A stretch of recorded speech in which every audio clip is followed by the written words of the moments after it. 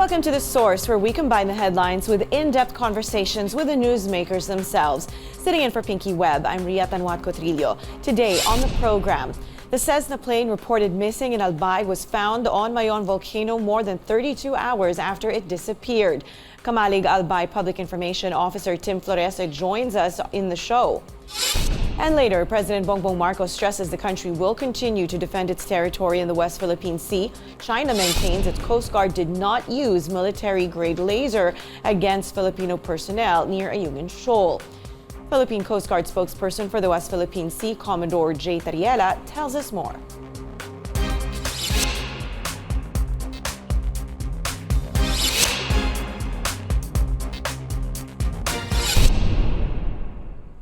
The Cessna plane that was reported missing in Albay on Saturday was found more than 32 hours after it disappeared. The pilot, crew, and 2 Australian passengers have yet to be found.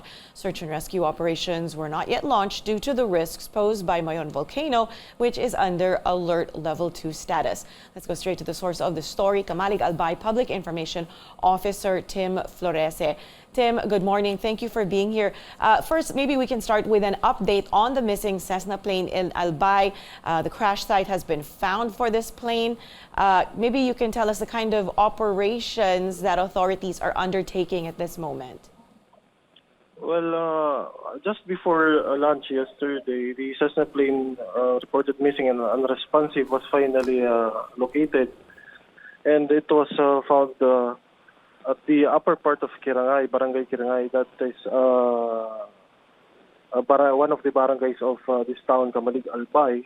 And it is the crash site is just beside the Anoling Gully, and it is 350 meters away from the actual crater of Mayon. So it was captured by the video of the chopper from the Philippine Air Force. So as an additional intervention, the search and the rescue operations are still ongoing, and the local government supported by LGUs from various municipalities, particularly Daraga, Ligao, and Kinubatan. Actually, these municipalities are the neighboring municipalities of Camalig, so they didn't hesitate to provide augmentation support through additional personnel from the BFP, PNP, and MTRMO. We have also the police force for security and peace and order here, and medical respondents in case of health-related emergencies po. So, Tim, to be clear, narating na bang authorities sa crash site mismo? If not, when do you expect that teams can actually go in and approach it? By foot, hindi pa po. Pero the Philippine Air Force made a couple of rounds to reassess and really verify the actual site. Now, considering the bad weather that we are experiencing here, may low pressure area po kasi, and when the skies clear, and we can proceed with the aerial intervention again. So do you think, Tim, by today, they will be able to go down there? Possibly, because we have the support of 25 veteran mountaineers. Those mountaineers have been regular trekkers of the volcano, so we are in high hopes that they will reach the actual crash site by foot. All right. Anytime today po. With the terrain, how long are the operations expected to last? And what time do you need to wrap up? Because, as we said, there's many factors. Unang-una, yung Alert Level 2 status, and then, of course, the weather, which is pretty unpredictable sometimes. Yes po. It was estimated to be by foot. Going to the crash site will take grueling like 7 to 8 hours. So they have to begin at around 4 a.m. earlier today. Okay, so they set off already at 4 a.m. today, tama po ba? Opo. Okay, Tim, how many personnel will be joining the rescue operations? Yes po, kindly repeat the other question po. Yes, how many people will be joining the rescue operations? As of now, we have more or less 180 personnel compared to yesterday's 380. But we are expecting that more will augment the workforce, the manpower here, because this is Mayor also urged in a meeting. Mayor urged the national agencies to also provide support through manpower and the provision of more modern equipment. Now, as katulad ng sinabi mo, Tim, no, the crash site is hundreds of meters away from the crater of Mayon Volcano. Yes po, 350 meters po. Opo. Yes, and as we said, that's also under alert level 2. How much of a threat is this for the rescuers? Have you spoken to FIVOLCS about it?